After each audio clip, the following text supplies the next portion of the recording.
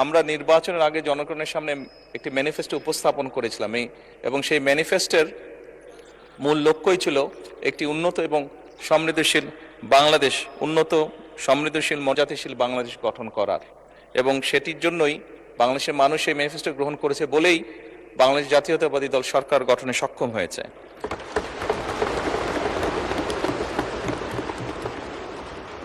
মাননীয় স্পিকার, উন্নত সমৃদ্ধ এবং মর্যাদাশীল বাংলাদেশ গঠনের লক্ষ্যে বিএনপির যে নির্বাচনী ইশতেহারে গণতন্ত্র, সুশাসন, অর্থনৈতিক উন্নয়ন এবং মানবিক মূল্যবোধের সমন্বিত বাস্তবায়নের উপর গুরুত্ব আরোপ করা হয়েছে।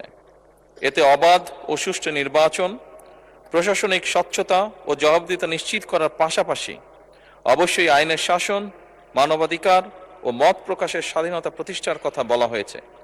দুর্নীতি দমন, বিনিয়োগ ও শিল্পায়ন বৃদ্ধি, কর্মসংস্থান সৃষ্টি এবং মানব সম্পদ উন্নয়নের মাধ্যমে অর্থনৈতিক সমৃদ্ধি অর্জনের লক্ষ্য নির্ধারণ করা হয়েছে। একই সঙ্গে শিক্ষা, স্বাস্থ্য, কৃষি ও সামাজিক সুরক্ষা খাতে উন্নয়ন জোরদার করে অন্তর্ভুক্তিমূলক ও বৈষম্যহীন সমাজ গঠনের উপরে বিশেষ গুরুত্ব আরোপ করা হয়েছে। এছাড়া সবার আগে বাংলাদেশ পররাষ্ট্রনীতির এই মূল দর্শনকে বিবেচনায় নিয়ে প্রতিটি ক্ষেত্রে বাংলাদেশের স্বাধীনতা, সার্বভৌমত্ব, জাতীয় স্বার্থ, জাতীয় নিরাপত্তা এবং জনগণের কল্যাণে সর্বাগ্রে প্রাধান্য দেওয়ার লক্ষ্যে কার্যক্রম শুরু হয়েছে। এর ভিতর সমতা, ন্যায্যতা ও পারস্পরিক সম্মানের ভিত্তিতে বাংলাদেশকে একটি আত্মমর্যাদাশীল রাষ্ট্র হিসেবে প্রতিষ্ঠার লক্ষ্যে সরকার কাজ শুরু করেছে এবং কাজ করে যাচ্ছে।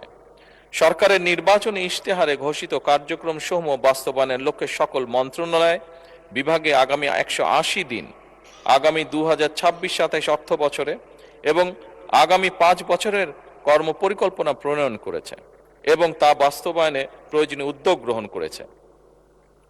মাননীয় স্পিকার, আগামী 5 বছরে ইনশাল্লাহ 20,000 কিলোমিটার খাল ও নদী খনন এবং পুনর্খননের কার্যক্রম, প্রান্তিক ও নিম্ন আয়ের পরিবারের জন্য ফ্যামিলি কার্ড প্রদান, কৃষি উন্নয়নে কৃষকদের জন্য কৃষক কার্ড, মসজিদ, মন্দির, বৌদ্ধ বিহার, প্যাগোডা ও গির্জা চার্চে কর্মরত ধর্মীয় গুরু ব্যক্তিবর্গের জন্য সম্মানী ও উৎসব ভাতা, ক্রীড়াবিদদের জন্য ক্রীড়া কার্ড ও ভাতা প্রদান, 5 বছরে 25 কোটি বৃক্ষরোপণ কর্মসূচি, 10,000 টাকা পর্যন্ত কৃষি ঋণ সুদ মওকুফ সহ ইত্যাদি। এছাড়াও সারা দেশের শহর ও গ্রাম অঞ্চলে খেলার মাঠ নির্ধারণ ও অবকাঠামো উন্নয়ন, হেলথ কার্ডের মাধ্যমে চিকিৎসা সেবা প্রদান, 5 লক্ষ সরকারি কর্মচারী নিয়োগের পরিকল্পনা এবং এই অর্থ বছরে ইনশাল্লাহ 2 লক্ষ শিশুদের মাঝে বিনামূল্যে স্কুল ড্রেস, শুধু স্কুল ড্রেসই নয় মাননীয় স্পিকার, স্কুল ড্রেসের পাশাপাশি আমরা বাচ্চাদেরকে বাংলাদেশের তৈরি আমাদের একসময় যে সোনালী আঁশ বলতাম সেই জুট থেকে, পাট থেকে তৈরি আমরা বাচ্চাদেরকে স্কুল ব্যাগ দিব এবং একই সাথে ড্রেসের পাশাপাশি একই সাথে আজকে সকালে মাননীয় স্পিকার একটি পরিকল্পনা গ্রহণ করেছি। আমরা চেষ্টা করছি প্রাইমারি স্কুলের বাচ্চাদেরকে আমরা জুতো সরকার থেকে দেব, জুতাও দেওয়ার চেষ্টা করছি। মাননীয় স্পিকার, এই সকল উদ্যোগ আমরা বাস্তবায়নের চেষ্টা করছি একটি উন্নত, সমৃদ্ধ এবং মর্যাদাশীল বাংলাদেশ গড়ে তুলতে।